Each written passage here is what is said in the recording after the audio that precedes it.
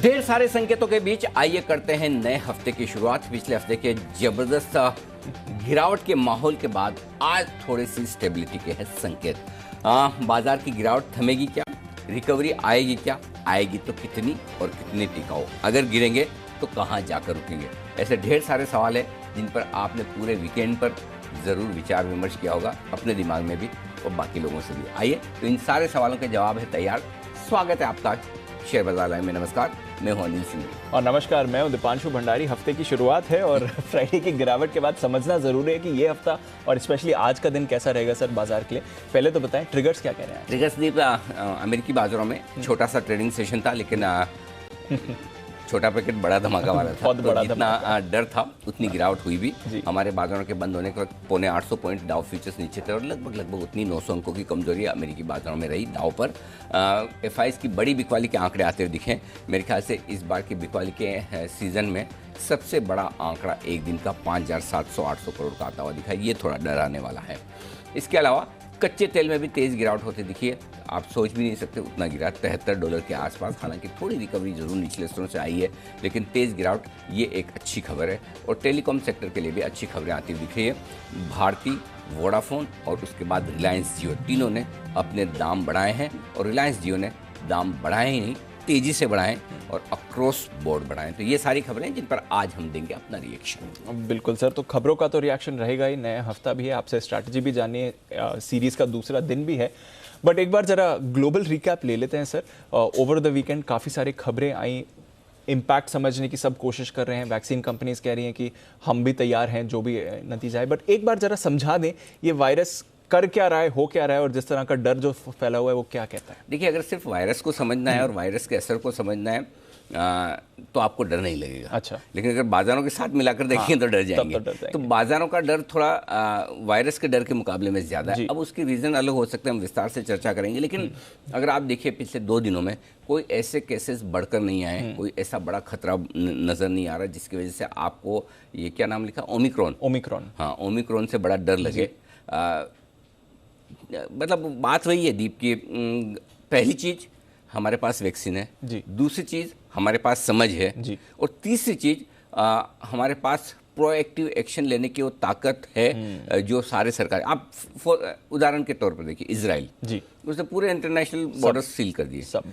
अब आपको लग सकता है ये ओवर रिएक्शन है, आप इसे ओवर रिएक्शन मानकर पैनिक कर सकते हैं जी, अरे ये तो खराब है। और दूसरी तरफ अगर आप इसे पॉजिटिव समझे तो ये कि कई सारे ऐसे देश हैं जो ये मान रहे कि जल्दी से कर लेना चाहिए काम इससे पहले कि फैले। अगर ये खतरनाक नहीं हुआ कोई दिक्कत नहीं, 7 दिन बाद फिर खोल देंगे, और खतरनाक हुआ तो हम पहले से सेफ हैं। सो मुझे नहीं लगता कि वायरस को लेकर बहुत ज़्यादा डरने की ज़रूरत है। मैं, आप वायरस के एक्सपर्ट नहीं हैं जी, जाहिर सी बात है, सावधानी अपनी जगह, और वायरस का फैलना, डेडली होना। कई सारी रिपोर्ट्स आ रही हैं ज़्यादा उन लोगों में फैला है जिन्होंने वैक्सीन नहीं लगाई। और आप समझ सकते हैं अफ्रीकी देशों में वैक्सीनेशन कितना हुआ होगा जी। जब डेवलप कंट्रीज़ में हमारे यहाँ जब जो हम वैक्सीन बना रहे हैं वहाँ पर भी इस लेवल तक वैक्सीनेशन तब हुआ है जब बहुत जोर से लगे हैं। बिल्कुल। सो वहाँ पर वैक्सीनेशन भी कम है, नो डाउट उनकी इम्यूनिटी लेवल शायद बेहतर हो सकती है। सो मेरे ख्याल से वायरस से लेकर अगर डर है तो जरूरत से ज़्यादा डर नहीं होना चाहिए। मुझे नहीं लगता कि बहुत डरने की जरूरत है, और नहीं कोई ऐसे बड़े खतरे आए हैं। कुछ रिपोर्ट्स तो मैं देख भी रहा था, एक मैंने ट्वीट भी किया कि इसमें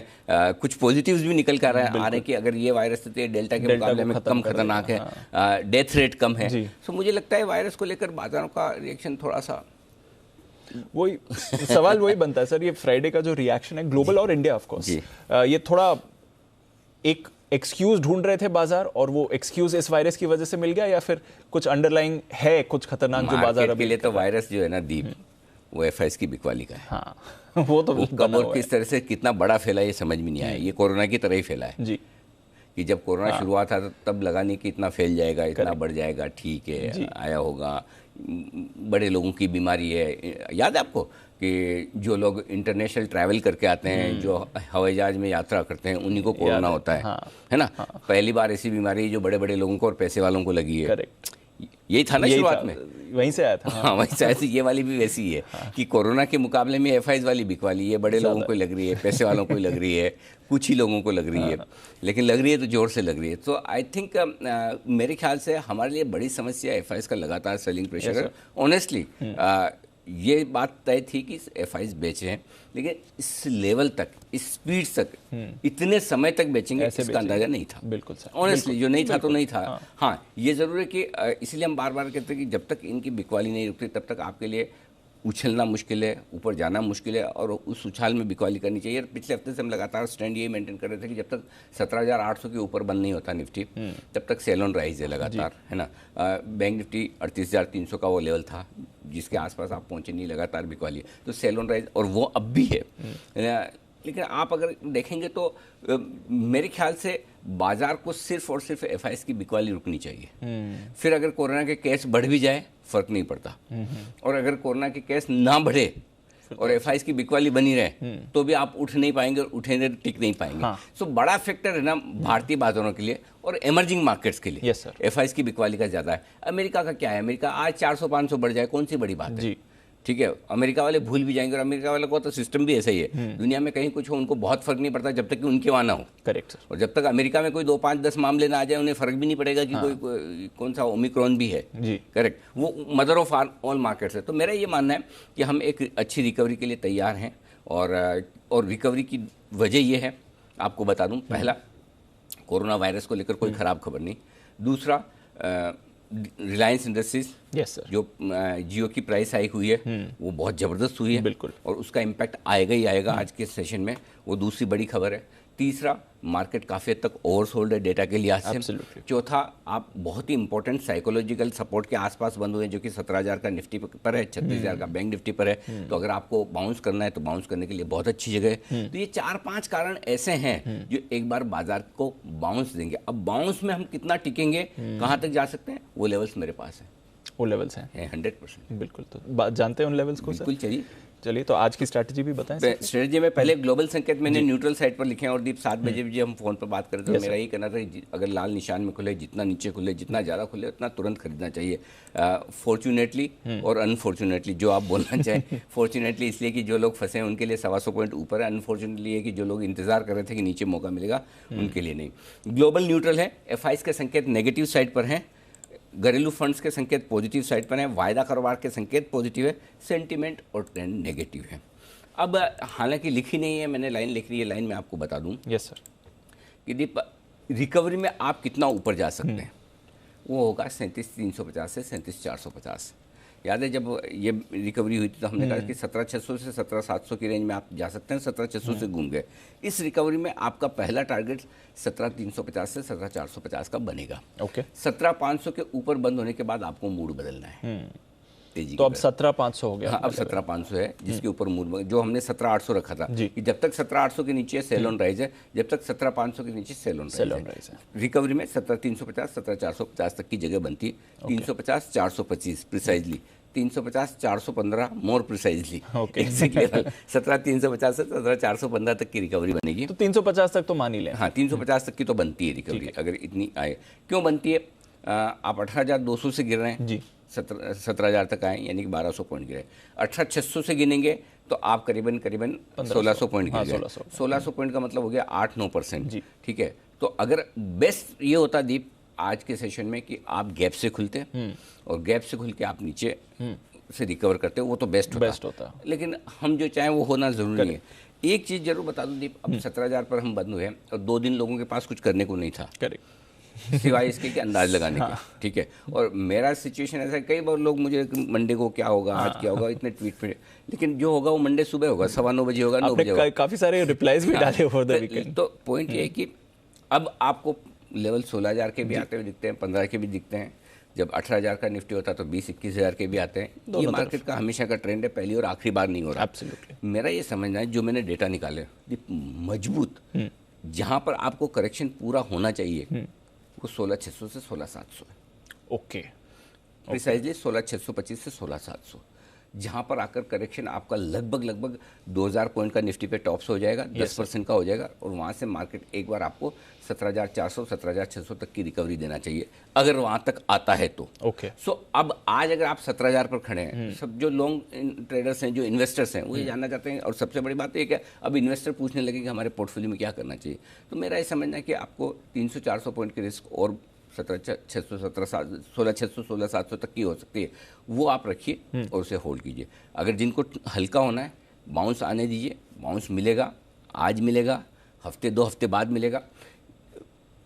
ऐसा नहीं कि आज का आज हो ही जाए, ऐसा नहीं कि आज का आज आप 17,600 17,800 पहुंच जाए, वो होगा नहीं, वक्त लगेगा। लेकिन आप शांति से बैठिए अपने पोर्टफोलियो में। इनफैक्ट शुक्रवार को भी हमने कहा था ये पैसा डालने का वक्त है, अगर आप म्यूचुअल फंड इन्वेस्टर हैं थोड़ा डाल सकते हैं, तो धीमे धीमे थोड़ा एक इंस्टॉलमेंट अगर आपको 16,600 16,700 मिले तो वहाँ पर डालिएगा।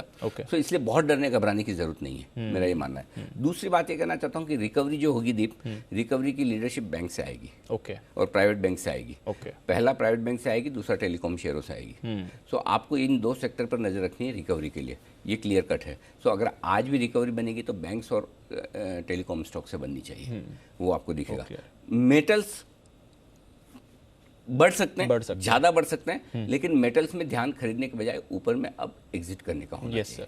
ये बस यही ट्रेंड में बदलाव है। सो आइए अब आपको बड़े सपोर्ट जो छोटा सा सर लेवल्स निकले, क्योंकि फ्राइडे को एटलीस्ट टेक्निकली काफी सारे इंपॉर्टेंट लेवल्स नीचे के तोड़े थे, तो इन दैट सेंस कुछ मायना उसे रखा जाए, या फिर क्योंकि फ्राइडे को एक तरह से पैनिक रिएक्शन था तो फिर आज एक और दिन संभलने दें तो फिर समझे? नहीं, लेवल जो तोड़े उसका रेस्पेक्ट तो करना पड़ेगा, और वो लेवल ऐसे खाली टच एंड गो वाले नहीं तोड़े, लेवल अच्छे से तोड़े, मतलब तबीयत से तोड़े, है ना। सो आप 17,200 के नीचे बंद हुए हैं, 17,200 नहीं 17,000 के नीचे बंद हो रहे थे, धन्यवाद एवरेज क्लोजिंग का, इसलिए 17,000 के नीचे की आ रही थी, करेक्ट। बैंक निफ्टी पे वही हाल है। तो जो लेवल तोड़े उसको रेस्पेक्ट देना पड़ेगा। ये फ्राइडे की वीकली क्लोजिंग थी, इससे ट्रेंड तो खराब हो गया। ट्रेंड तो खैर हमने 25 तारीख से कहा है कि नेगेटिव ट्रेंड है, करेक्ट, 24 तारीख से। सो अब इस नेगेटिव ट्रेंड में आपको एक ही करना है, देखिए आप इन्वेस्टर हैं तो डरिए मत, ठीक है, पढ़ाई छोड़ दीजिए, कुछ नहीं करना है, नीचे में थोड़ा थोड़ा और लगाना है। ट्रेडर को एक सिंपल सी चीज़ है, परसों भी जब हम 2 बार बीच में आपको उछाल मिला, दोनों बार उछाल में यही कर रहे थे कि जहां आप हल्के हो सकते हैं हो जाइए। अभी भी फिर उछाल में सपोज आपकी 17,300 की निफ्टी ली हुई, 17,300 आता है, 17,250 आता है, 250, आपको लगता है कि ये रीजनेबल लॉस या मेरा भाव आ गया, या तो मैं निकल जाऊं या मैं स्टॉप लॉस को ट्रेल कर लूं, तब लालच मत कीजिए, क्योंकि मार्केट एक साइडेड वापस बढ़ने वाला नहीं है, वोलेटाइल थोड़ा रह सकता है। उस वोलेटिलिटी में आपको हल्के होंगे तो ट्रेड कर पाएंगे, जब तक आपकी फंसी हुई पोजीशन खत्म नहीं होगी आप नया ट्रेड ले ही नहीं सकते, बिल्कुल, है ना। आप उसी का इंतजार करते, तो जितना जल्दी फंसी हुई पोजीशन से निकले फ्रेश माइंड से, ताकि आप नई पोजीशन तेजी या मंदी दोनों तरफ जान लेना चाहें ले सकते हैं। क्लियर है सर, अंडरस्टूड। चलिए सर, फिर बड़े लेवल्स के 16,900 16,975 ये आज के लिए दिन का सपोर्ट जोन होगा। इसके नीचे 16,625 16,700 स्ट्रॉन्ग बाय जोन है, और इस रेंज में आए तो इन्विटेशन का इंतजार ना करें, कि पूछे ना, चुपचाप खरीद लें। ऊपर में 17,200 17,275 आज दिखना चाहिए आपको, इसके पार निकल कर टिके तो 17,350 से 17,415 ये प्रॉफिट बुकिंग की जोन होगी, और बहुत एग्रेसिव ट्रेडर हैं तो शॉर्ट भी करें। बैंक निफ्टी 35,850 36,000 शुक्रवार के लोज के आसपास, शुक्रवार को हमने 35,900 का लो बनाया था, ये आपका दिन का सपोर्ट जोन है। इसके नीचे इंटरेस्टिंगली दीप, बैंक निफ्टी में जो मजबूत खरीदारी का जोन आ रहा है वो ज़्यादा दूर नहीं बचा, 35,600 से 35,700 ही आ रहा है, यानी कि जहां हम बंद हुए से 300-400 पॉइंट, यानी 1% से ज़्यादा की रिस्क बैंक निफ्टी में नहीं दिख रही। शायद इसकी वजह है कि बैंक निफ्टी पहले से ज़्यादा गिर चुका है परसेंटेज वर्स टर्म्स में, तो इसलिए शायद अब नीचे का रिस्क बैंक निफ्टी में है, लेकिन निफ्टी के मुकाबले में परसेंटेज में देखेंगे तो कम है। या निफ्टी में 400 पॉइंट की जगह और बैंक निफ्टी में भी अगर 400 पॉइंट की जगह हो, तो फिर इसका मतलब क्लियर कट है कि बैंक निफ्टी के गिरने की जगह थोड़ी सी कम बची है। उसकी वजह यह कि बैंक निफ्टी पहले और ज़्यादा गिर चुका है। ऊपर कितना जा सकते हैं? ऊपर के लिए 36,500 36,650 पहला टारगेट जो बनता है इस रिकवरी का, वो 36,650 बनता है, जहां हमने डबल बॉटम बनाया। और शुक्रवार के सेशन में जैसे ही 36,650 उठा, हमने कहा अब लॉन्ग से हट जाना चाहिए, करेक्ट, और वहां से 700 पॉइंट गया है बैंक निफ्टी। तो अब पहला टारगेट डीप 36,650 का बनेगा, तो 36,500 36,650 ऊपर की पहली रेंज है, और उसके ऊपर 36,850 से 37,125 वो रेंज है जहां पर आपको प्रॉफिट बुकिंग और बिकवाली आती हुई दिखेगी। ये बड़े जोन है निफ्टी और बैंक निफ्टी के। Understood sir. ट्रेडिंग रेंज क्या रहेगी? 16,975 17,200 दिन की छोटी रेंज है, 16,900 17,275 दिन की मीडियम रेंज है, और 16,700 से लेकर 17,350 ये है वो रेंज जहां पर आपको फोकस करना है। 17,350 की इंपॉर्टेंस क्या है दीप बता दूं। 17,350 शुक्रवार का हाई है, 17,350 गुरुवार का लो है, तो और 17,415। तो कहीं कहीं जो अटकने वाली रेंज है वो 17,350 से 17,415 की आती है। आप जहाँ से बंद हुए वहाँ से अगर 350 पॉइंट भी आज बढ़ जाए, यानी कि 1.5%, उतना कम नहीं होता। तो मेरे ख्याल से इसलिए मैंने 17,350 को ऊपरी रेंज के तौर पर चुना है। Bank Nifty 35,850, 36,650। यहाँ इंटरेस्टिंगली देखिए दीप, सीधा 600 सवा 600 पॉइंट ऊपर की रेंज दी है मैंने, क्योंकि अगर रिकवरी होगी तो मुझे लगता है प्राइवेट बैंक से लीड होगी। इसलिए बैंक निफ्टी में मेरे लिए लेवल्स ऊपर की तरफ बड़े आ रहे हैं। 35,700, 36,850 मीडियम रेंज है, और 35,600 से लेके 37,125 बड़ी रेंज है, जो 1,100-1,100 पॉइंट ऊपर की दिखती है। 1300-1400 पॉइंट की मूव आएंगे तो रेंज भी उसी की वैसी निकलेगी। बिल्कुल सर, ठीक है। तो ये है आपके लिए। तो मैं मेरी फैक्ट्री में तो प्रोड्यूस करता नहीं रेंज, डेटा में जो निकल कर आती है दे देता हूँ। बहुत बड़ी रेंज है, क्या करेंगे, 1400 पॉइंट गिरा है। 1400 पॉइंट, बिल्कुल। अच्छा, डेटा क्या हुआ सर जो ये बड़ी गिरावट आई उसमें पीसीआर 70% से एफआईएस की पोजीशन काफी तेजी से घटकर एक ही दिन में 59% आ गई। एक्चुअली दीप है ना, अब कई लोग सोचें कि ये इतना ज़्यादा क्यों गिरता है किसी भी साइकोलॉजिकल लेवल पर। एक चीज़ और जो दीप मैंने सीखी है, समझी है, मैं मेरा अनुभव शेयर करना चाहता हूँ हमारे दर्शकों के साथ। वक्त के साथ हम बहुत कुछ चीज़ सीखते हैं, और जो एक चीज़ मैं सीख रहा हूँ, जो अब मैं सीख के एनालिसिस में लाने की भी कोशिश कर रहा हूँ जी। कई बार क्या होता है कि हमें ये लगता है कि ये बड़ा मनोवैज्ञानिक सपोर्ट लेवल है, पर्टिकुलर लेवल, इसके नीचे नहीं आएगा, यहाँ पर साइकोलॉजिकल सपोर्ट, फॉर एग्जांपल 17,000 हुआ नीचे की तरफ, या एक बार आप 18,000 तोड़ रहे हैं तो 18,600 से 18,000 कैसे टूटेगा, बड़ा लेवल है। ये मनोवैज्ञानिक सपोर्ट किसके लिए? जिसके पास दिमाग है या दिल है ना? करेक्ट। इमोशंस है, 18,000। हाँ, हम सेलिब्रेट क्यों करते हैं? आज निफ्टी ने 18,000 बना दिया, सेलिब्रेट कर। सेंसेक्स 60,000 हो गया, सेलिब्रेट करते हैं। ये इमोशंस है एक लेवल के साथ। एब्सोल्युटली। किसके? आपके, हमारे। एग्जैक्टली। मशीन्स नहीं है। तो अब जो मशीन ट्रेड हो रहे हैं, जो एल्गो ट्रेड है, एल्गो ट्रेड के लिए किसी लेवल की इंपॉर्टेंस नहीं है। उनके लिए इट्स जस्ट अ नंबर। जैसे किसी बड़े ऑर्गेनाइजेशन में जाने के बाद आपका एम्प्लॉय आईडी हो जाता है ना जी, फिर आप दीप और अनिल नहीं रहते, फिर वो एक एम्प्लॉय आईडी हो जाता है, ये आईडी, हाँ फलाना आईडी वाला का ये हुआ है। करेक्ट। वो वैसा एक नंबर है।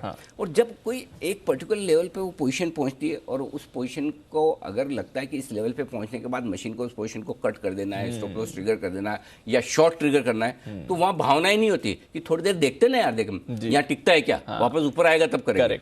ये आमतौर पर ट्रेडर्स के साथ वो गट फीलिंग वाली जो चीज है, वो मशीन के साथ मशीन सीधा लेवल टाक ट्रिगर। इसलिए किसी भी बड़े लेवल के आसपास निफ्टी वो साइकोलॉजिकल सपोर्ट के हिसाब से रुकता नहीं। अब सारे सपोर्ट आपके सिर्फ टेक्निकल हो गए। ये बड़ा बदलाव है जो मैंने ऑब्जर्व किया है जी। जो मार्च 2020 में भी ऑब्जर्व किया था। क्योंकि अब जो फॉल है ना, फॉल की इंटेंसिटी जिस तेजी से जितनी मात्रा में गिरते हैं, पहले ऐसे नहीं होता था। जहां तक मशीन्स नहीं थी ना, वहां तक एक है ना, आमतौर पर वो आप कभी भी बात भी करते हैं, बात क्या करते हैं, कोई ये नहीं बोलता कि निफ्टी इस फॉल में ना 16,725 पे लो बनाएगा, 16,500-600 जा सकता है। हाँ, अंदाजे से बोलते हैं, राउंड फिगर इसलिए बोलते हैं कि उस लेवल के आसपास आपको लगता है सपोर्ट होना चाहिए। सो ये चीज बड़ी बदल रही है। और इस वजह से वॉलेटिलिटी भी बढ़ रही।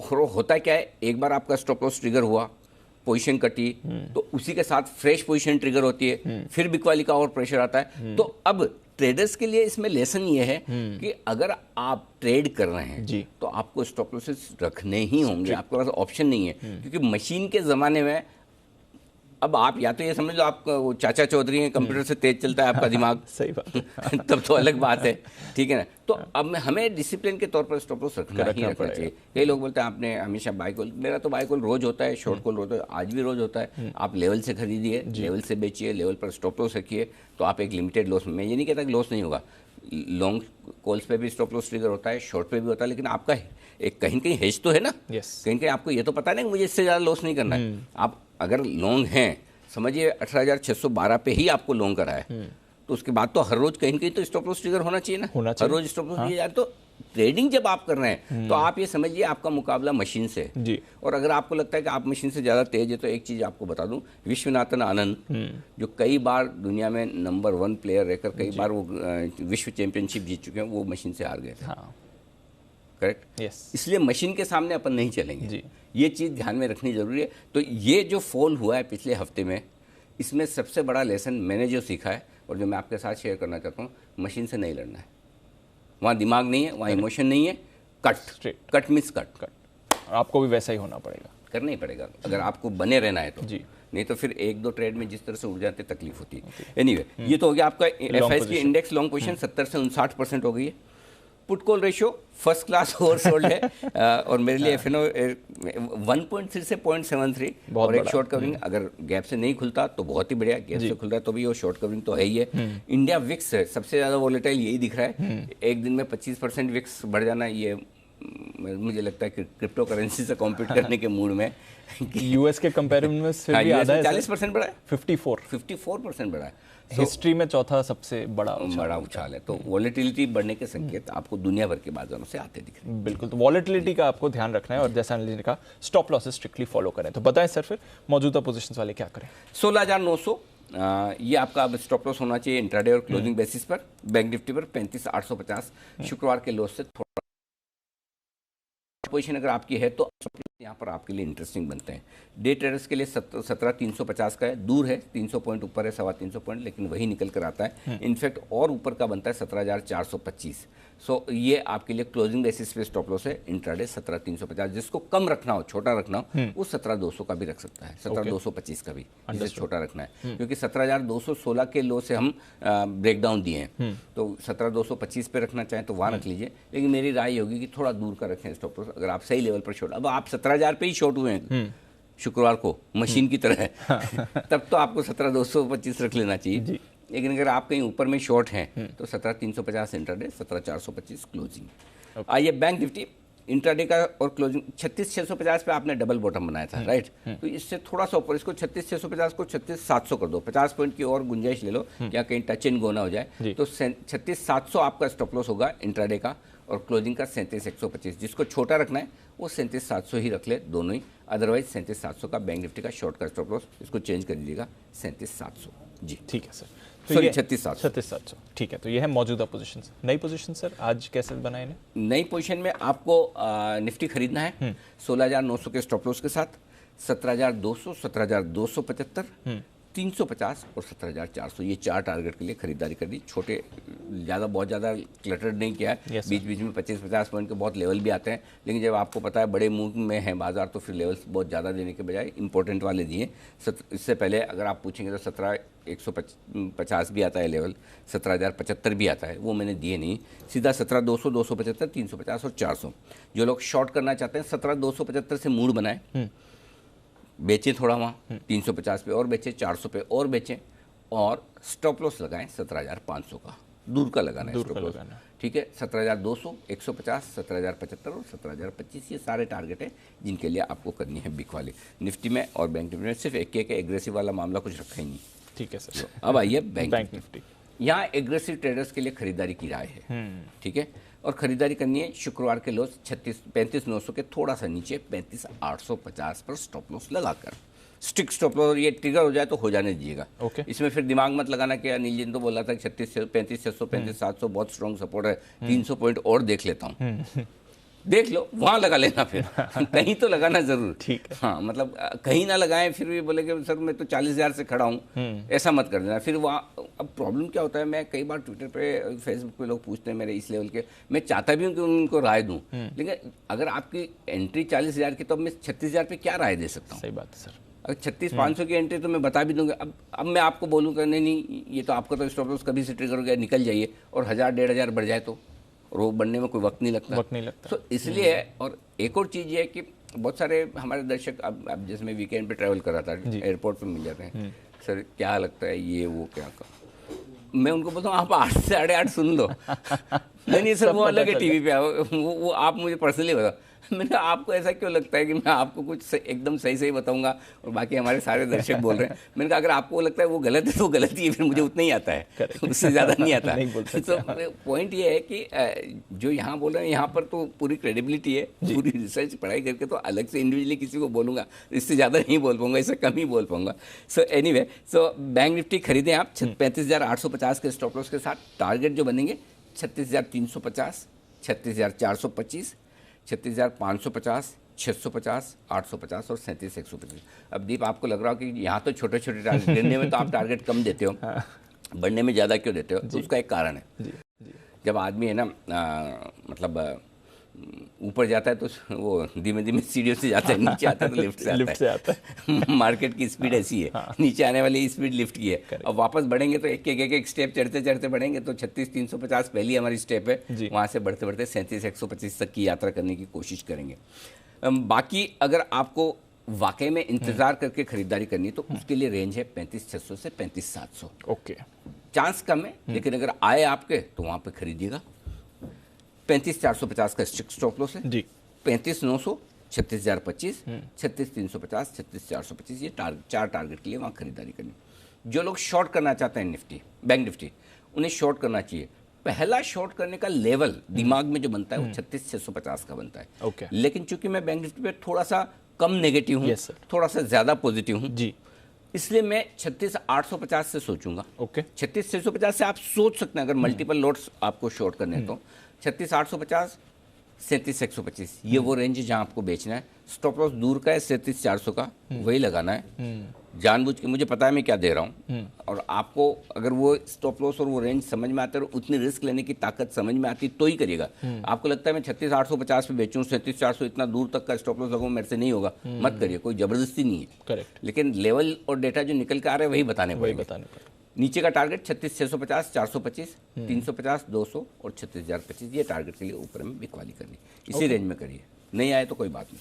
अंडरस्टूड सर, ठीक है, ये हैं सारे levels. By the way sir, India bulls housing पहले ही दिन बैन में आ गया।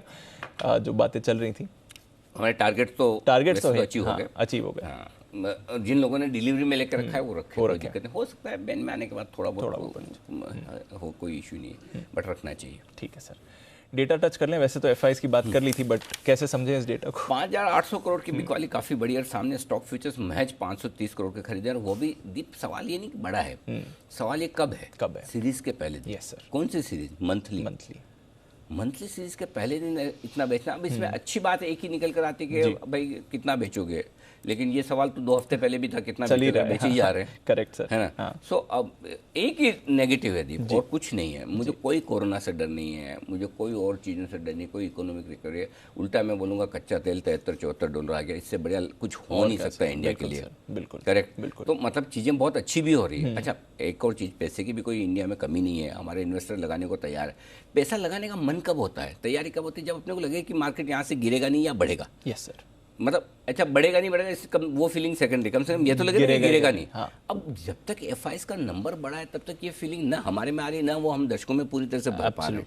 ठीक है ना। सो वही एक रिस्क है। जिस दिन एफआईएस की बिकवाली कम होने के संकेत होंगे, बंद होने के संकेत होंगे, या गलती से खरीदारी करना फिर शुरू करें, तो उछलेगा स्प्रिंग जोर से, उसी का इंतजार है।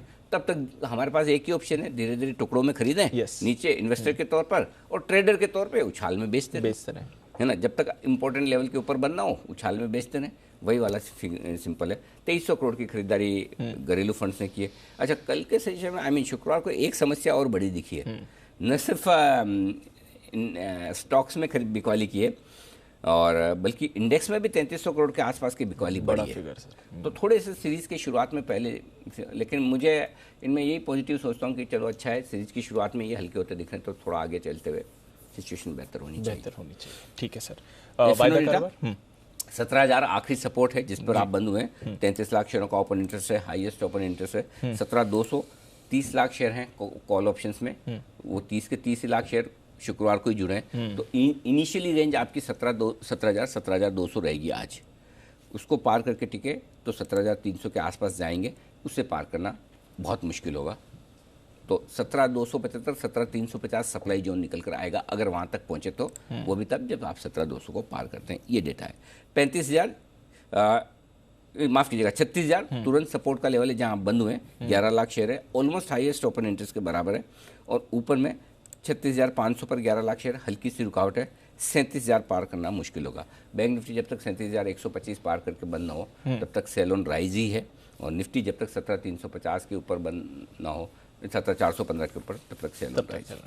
बिल्कुल। तो थोड़ा लेवल्स रिस्पेक्ट करें, और जैसा अनिल जी बता रहे थे, स्टॉप लॉसेस को आज आप ज्यादा एक सेंटेंस में कहूँगा पूरे दिन का मामला कि डरे नहीं, और कॉन्फिडेंट ना हो। हाँ, दोनों इमोशंस को काबू में रखें। इमोशंस को काबू में, हरे निशान में देख के एकदम से ये मतलब सब बॉटम हो गया और सब कुछ ठीक है ना, हम आगे बने, हो गया हो जाए अच्छा है, बिल्कुल। वो ओवर कॉन्फिडेंस भी नहीं आना चाहिए। अब ऐसे भी नहीं रहना चाहिए कि बाजार बंद ही हो जाएगा, वापस कभी खुलेगा नहीं। एब्सोल्युटली, वो समझना जरूरी है। बिल्कुल। तो चलिए देखते हैं हफ्ते की शुरुआत आज कैसे होगी, और काफ़ी सारी खबरें भी आई हैं ओवर द वीकेंड, कुछ नतीजे भी आए हैं, और साथ ही ब्रोकरेज का भी एक्शन है भरपूर। आइए जानते हैं मानसी, कुशल, वरुण और आशीष के साथ। मानसी, मॉर्निंग, बताएं आज के ट्रिगर्स और कुछ जो नतीजे आए हैं।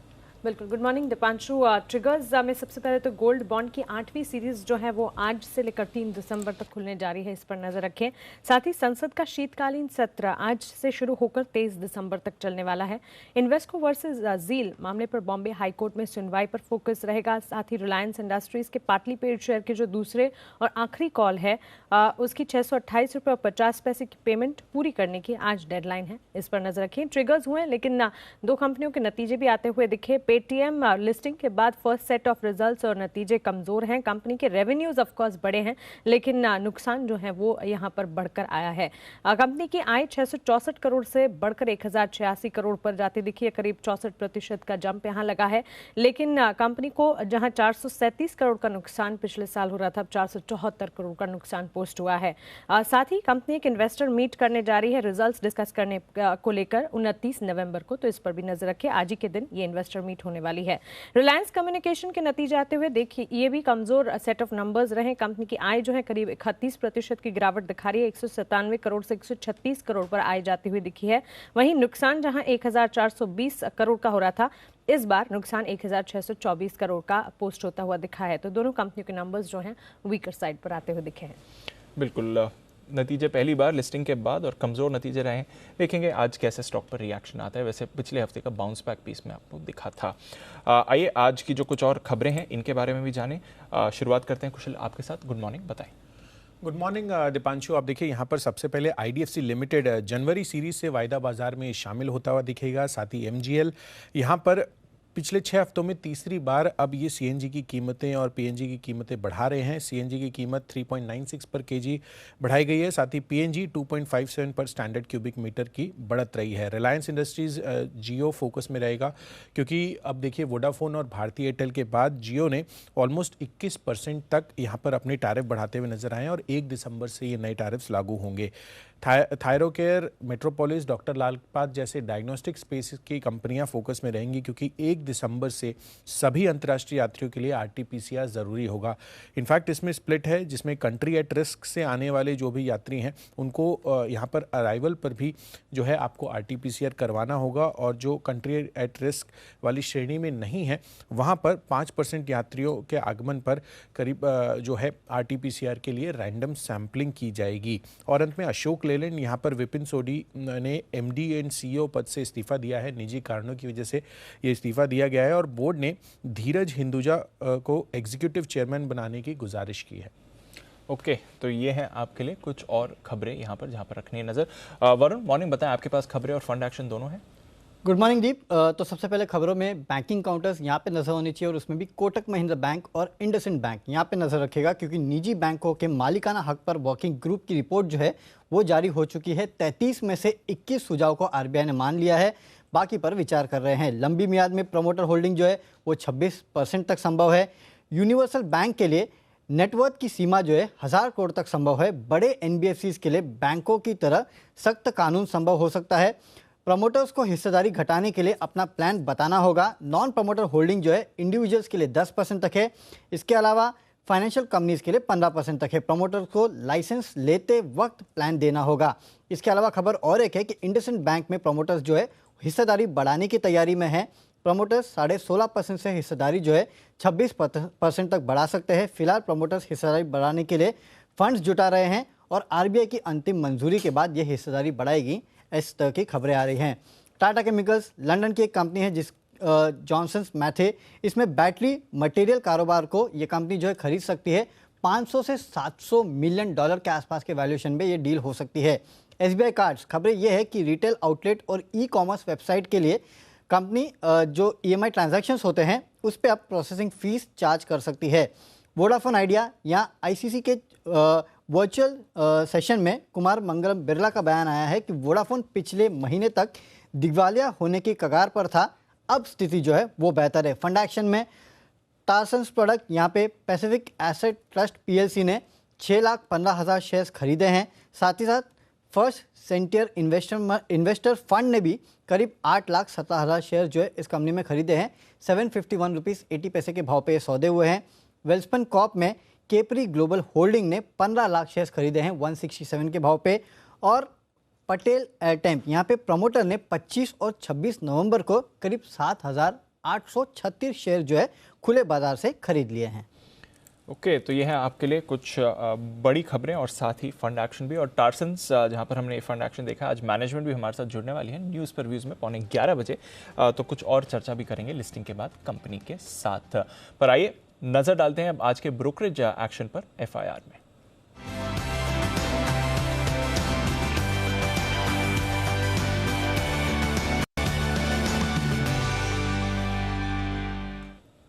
मॉर्निंग आशीष, बताइए क्या कह रही हैं आज brokerages? Good morning Deepanshu. Paytm stock पर फोकस रहेगा। नतीजे कंपनी ने जारी किए और दमदार रिपोर्ट, माफ कीजिएगा धमाकेदार जो रिपोर्ट मैक्वायरी की आई थी उसका व्यू जो है बिल्कुल बदला नहीं है। अभी भी अंडर परफॉर्म की रेटिंग को बरकरार रखा है। टारगेट भी सिमिलर है, सबको याद हो गया, 1200 रुपये का लक्ष्य बता रहे हैं।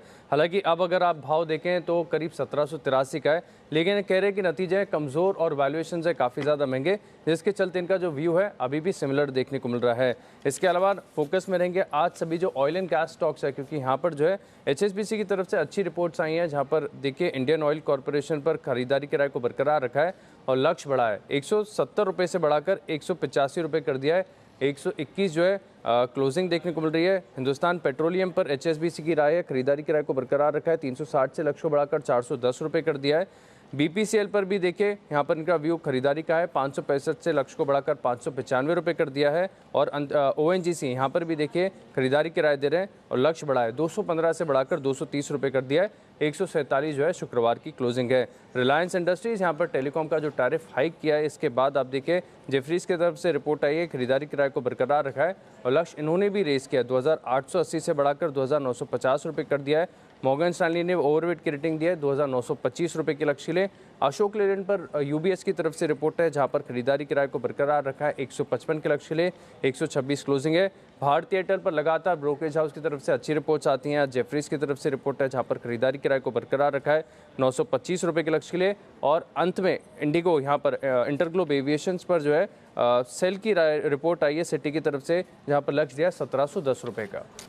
ओके, तो ये हैं तमाम रिपोर्ट्स जिन पर आपको करना है फोकस। आइए 1200 रुपये के टारगेट के साथ मक्वारी है बरकरार। वैसे तो एक बार टारगेट लगभग हासिल हो चुका है, 1250 तक फिसला था। गया था। अच्छा, बाय द वे हमने ऑलरेडी एग्जिट कॉल दे दिया था 1800 रुपये के आसपास। थर्सडे को ही बोल थर्सडे को एग्जिट कॉल दे दिया कि जिन लोगों ने लिया है प्रॉफिट बुक कर ले। वापस लेने का टाइम आएगा तो बताएंगे। और मेरे 1-2 दर्शकों ने मुझे लिखा कि वो जनरली मैं आमतौर पर ऐसा करता नहीं, उनका ये कहना था कि IPO में लिस्टिंग होने के बाद अगर लगता है कहीं कोई लेने के मौके बनते ही हैं तो ये जैसा पेटीएम में बताएगी, कोशिश करेंगे। एक्चुअली इस तरफ ज़्यादा सोचा नहीं था जी, हम छोड़ देते हैं लिस्टिंग होने के बाद, हुआ होगा जाने दो। तो बताया तो अभी हमें भी समझ में आया कि हाँ ये करना चाहिए। तो कोशिश करेंगे कि अगर किसी की अच्छी लिस्टिंग हुई, खराब लिस्टिंग हुई, कई बार लिस्टिंग स्टॉक बहुत बढ़ जाता है। हाँ, बाय द वे इसके साथ एक व्यू दे दो, लेटेंट व्यू पर भी काफ़ी लोग पूछ रहे थे। अच्छा स्टॉक है, होल्ड करना चाहिए। इवेंचुअली जो मुझे लगता है इसका भाव 900,000 रुपये होना चाहिए। वाह, बड़ी भी जा सकती है। 700 रुपये, 700 हो गया वैसे। ओके, 700 हो भी गया। लिस्टिंग दमदार हुई थी ना परसों तो 505 रुपये के आसपास देखा था मैंने, 2 शुक्रवार को या गुरुवार को 505। हाँ, 505 ही था वहाँ से, फिर हाँ वहाँ से फिर भागा। अच्छा, तो थोड़ा बीच में ये एक आध दिन मेरा कवरेज थोड़ा कम रहा, इसलिए हो सकता है सर्किट एक बार बीच में फिर से सर्किट लगा था। बट 1000 रुपये तक का टारगेट बनता है, अभी भी है। चलिए, अगर आपके पास लगा है या आपने लिया है तो होल्ड करिए, और नीचे में वापस 500 रुपये के आसपास आए तो एंट्री करने की कोशिश कीजिए। आइए बढ़ते हैं आगे और वक्त है पिक ऑफ द वीक का। आज है सोमवार, हमारे सारे एक्सपर्ट्स हैं तैयार इस हफ्ते का शेयर बताने के लिए।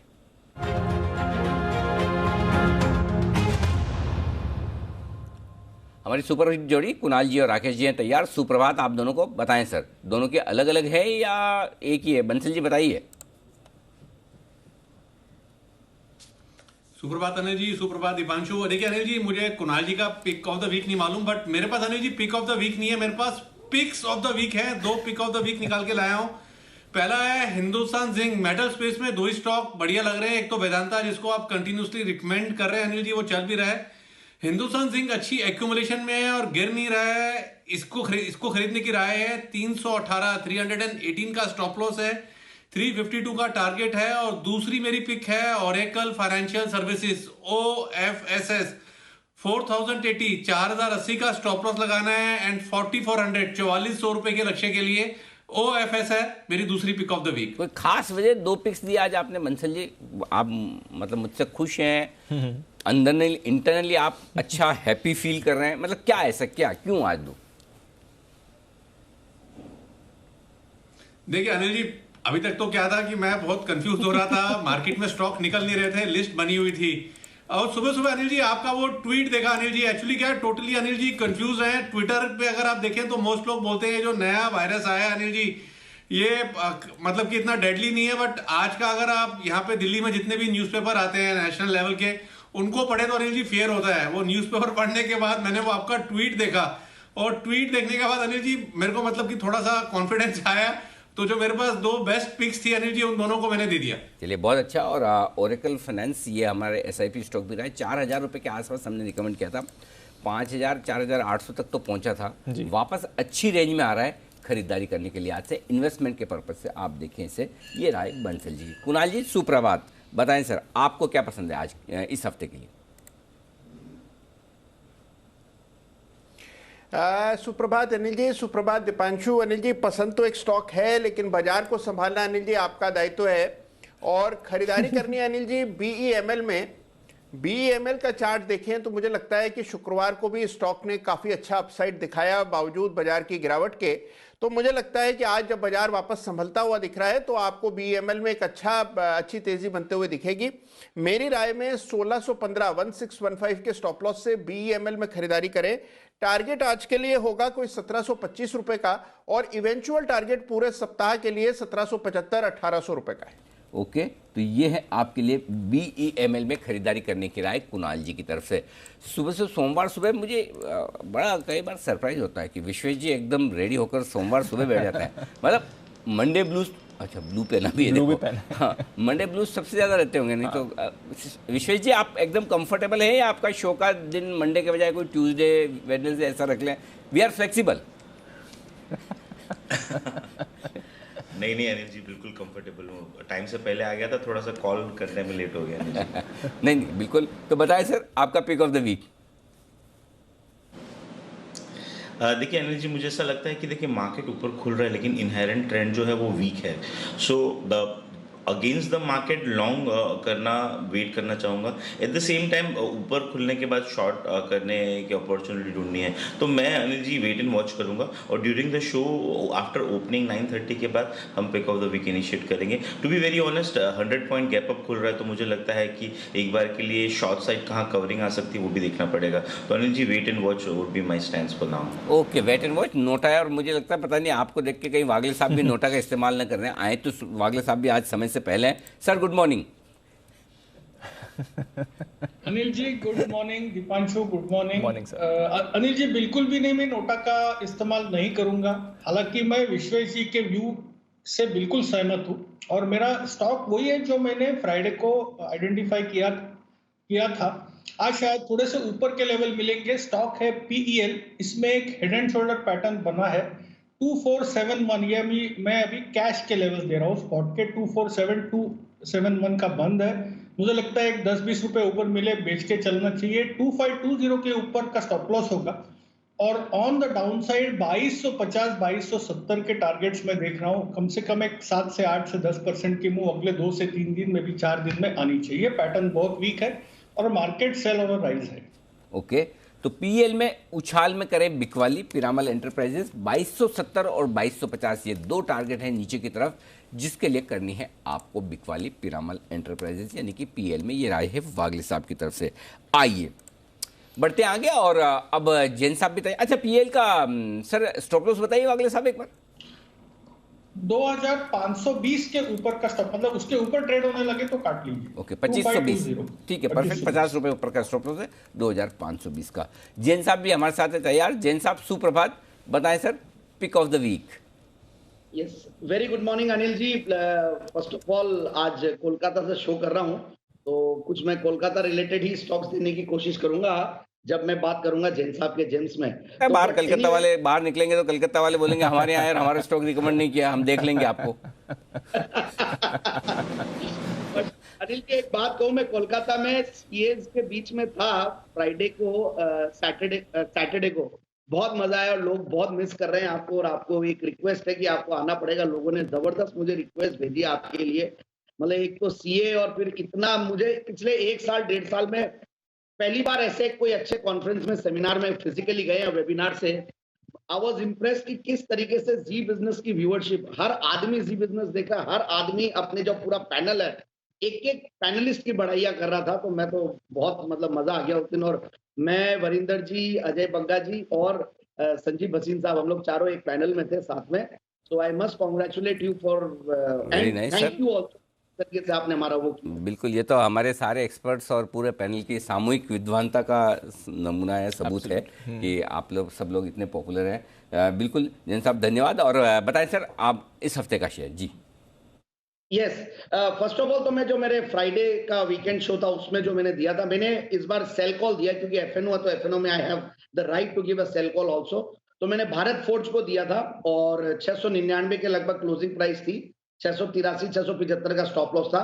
और रेडिंगटन मैंने दिया था जो कि वरिंदर जी का भी स्टॉक है, ये पोजिशनल पिक के तौर पे, और मैंने भी जैन साहब के जेम्स में रिसेंटली दिया था, पोजिशनल पिक के तौर पे बढ़िया लगता है। एबट इंडिया जो कि बेहतरीन फार्मा स्टॉक, और फार्मा स्टॉक्स अभी एक्शन में थे तो मैंने एक हेज के तौर पे दिया है। और ये स्टॉक पहले भी मैंने शाम वाले शो में दिया था, बहुत बढ़िया टारगेट अचीव किया, और अभी भी लगता है कि Abbott India will do very well. It's a very safe stock, fantastic stock, one of the finest and fastest growing pharma stock in India.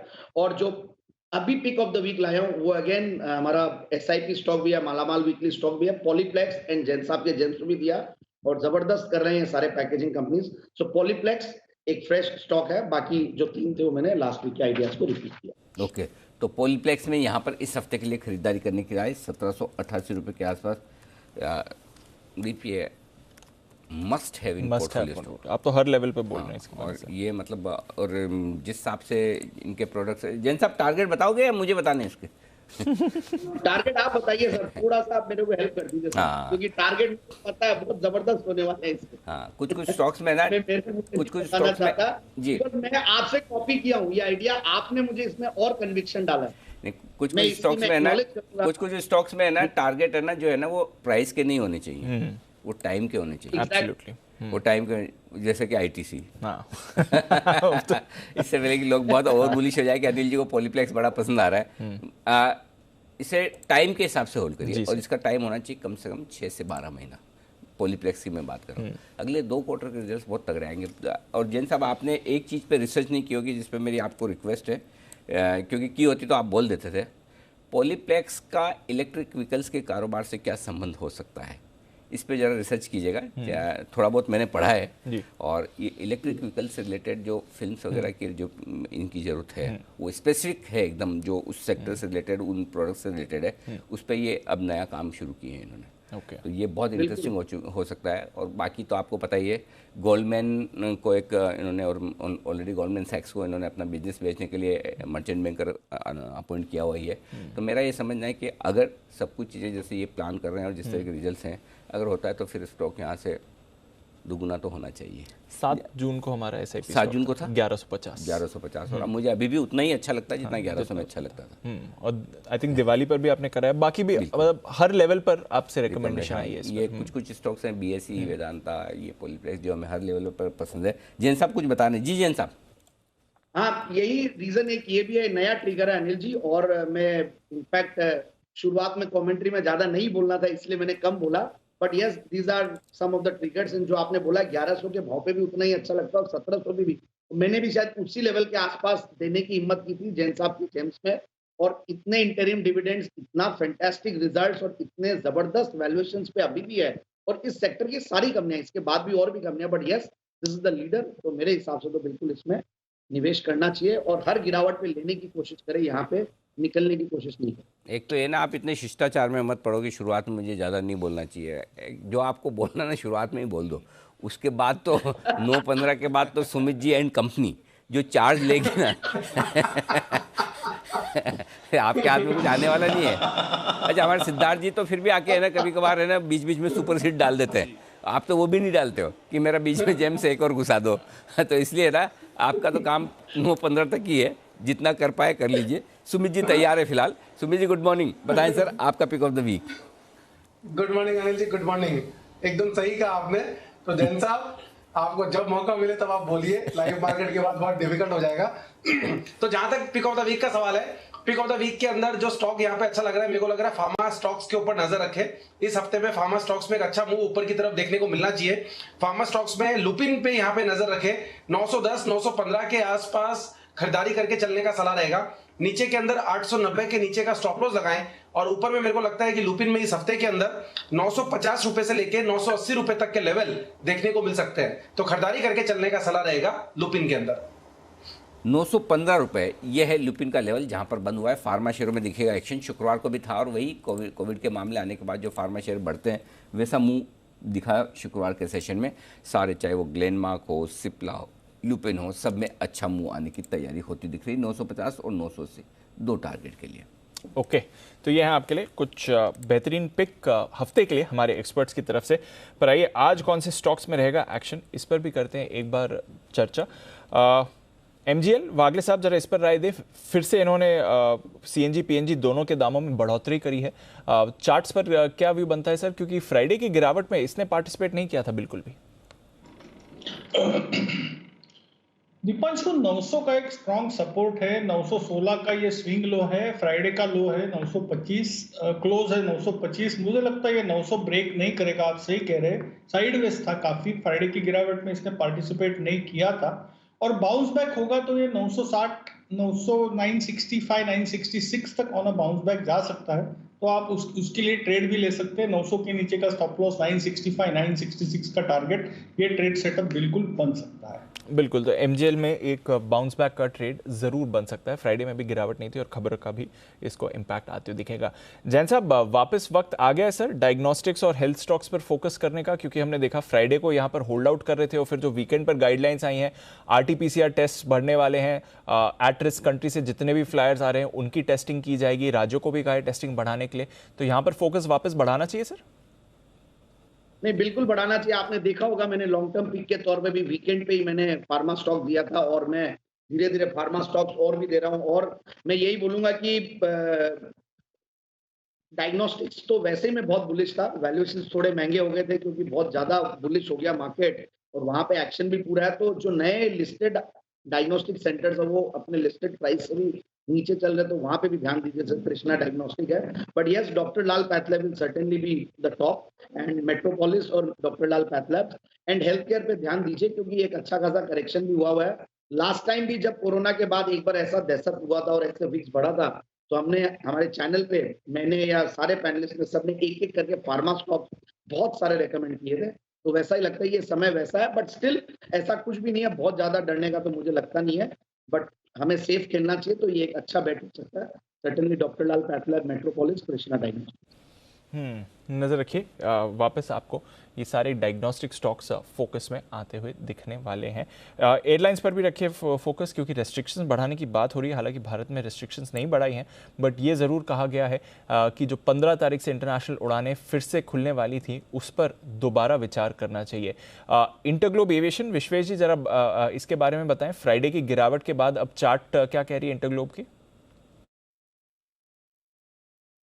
देखिए दीपांशु, मुझे ऐसा लगता है कि स्टॉक में जो गिरावट है वो काफ़ी ब्रूटल है। अभी एक सपोर्ट जोन जो है वो ब्रीच हो चुका है, तो इवन दो हम ऊपर खुल रहे हैं, बट मुझे लगता है कि अगर कोई फ्रेश खरीदारी करनी है तो एटलीस्ट 100 रुपीज़ का पुल बैक का वेट करना चाहिए। 1980 के ऊपर ही फ्रेश, अदरवाइज जिस हिसाब से थिक ब्रेकडाउन है और उसके बाद सपोर्ट टूटे हैं, मुझे लगता है स्टॉक्स में नीचे में 1700 तक के भी लेवल आ सकते हैं। तो वेट एंड वॉच करना चाहिए, सेल ऑन राइज करना चाहिए। Okay, wait.